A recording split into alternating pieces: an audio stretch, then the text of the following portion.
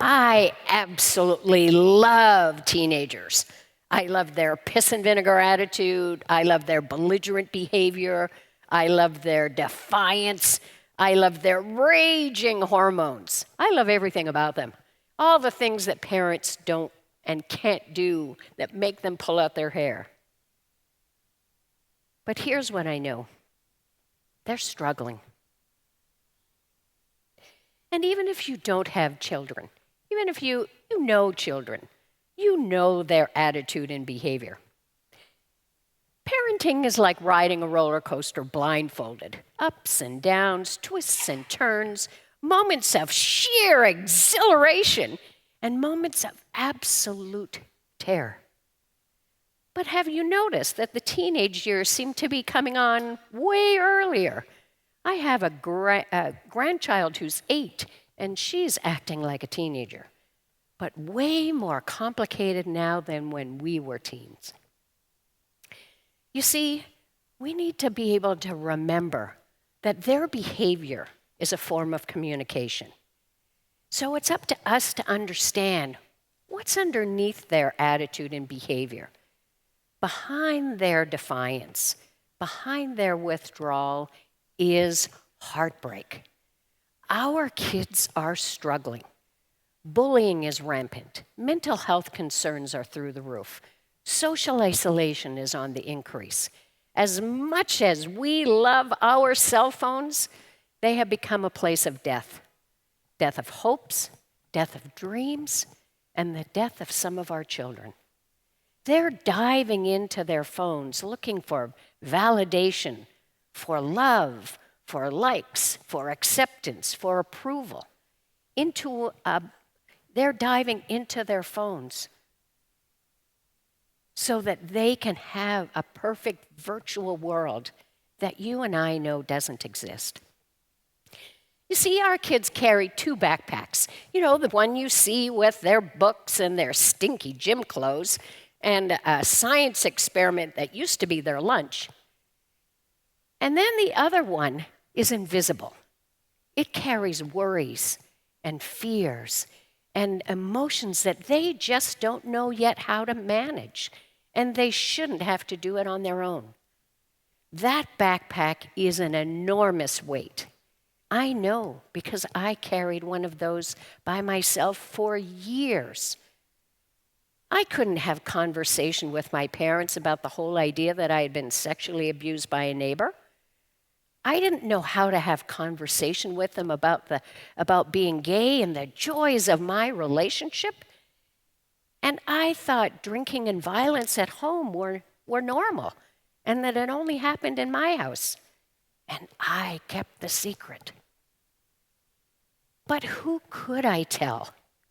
That's why I'm so passionate about having people understand teenagers, understand kids, to see their value, to see their worth, and to walk alongside with them through their challenges and their triumphs, because every child deserves to be heard and valued.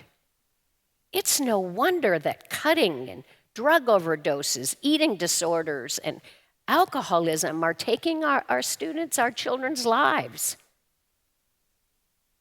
According to the World Health Organization, suicide is in the top 3 causes of death of teens. That's of epidemic proportion around the world. We can't continue to let that happen. We must do something in order to have conversations, in order to be able to see them and enrich their lives. We're living in a world where violence, isolation, and indifference are becoming the norm. Parking lot fights, stabbings at barbecues, rising school shootings. Our kids no longer feel safe. Now we have fire drills matched with active shooter drills. And some are even suggesting arming teachers. Teachers with guns in classrooms?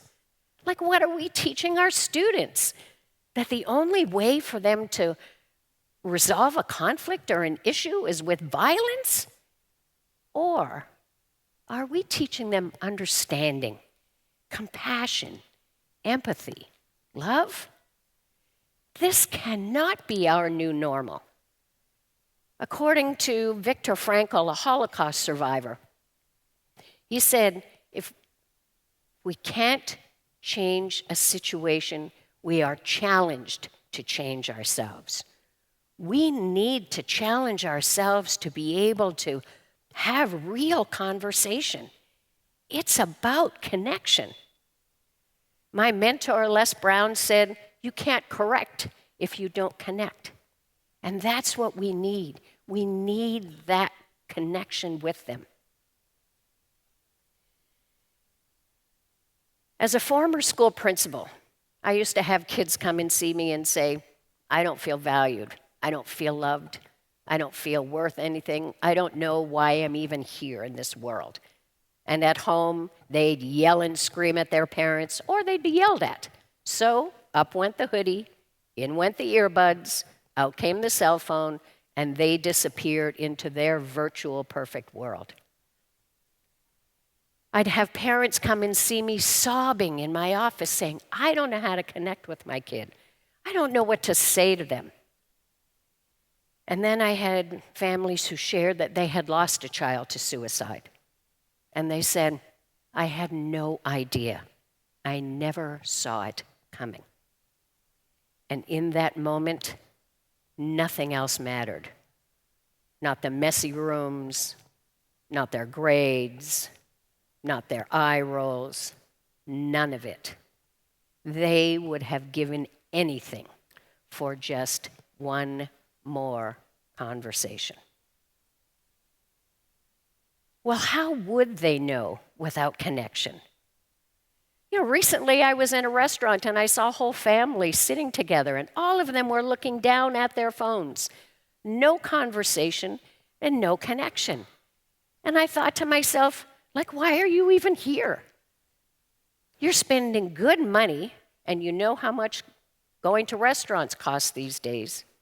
You're spending good money, and you're not even having conversation with the very people you came with. Well, how about if we change that? And we had this little rule about, no cell phones at the dinner table. Because that's a place where we gather our understanding, where we connect with relationships with each other, where our love and understanding grow. Because in this world with screens and apps and distractions, we need to cut down some of those. We need to close our laptops. We need to put away our cell phones. Because the complaints that we make about saying we're too busy, well, busy, busy, busy is always going to be there. Your children might not be. And as Brené Brown says, connection is why we're here. It gives purpose and meaning to our lives. So let's challenge ourselves to listen without judgment or distraction, to notice the signs, the unspoken cries for help, and to be that safe space because our kids so desperately need it. You see, when we show up with presence, when we show up with connection, we not only change conversations, we change lives, and our children deserve that.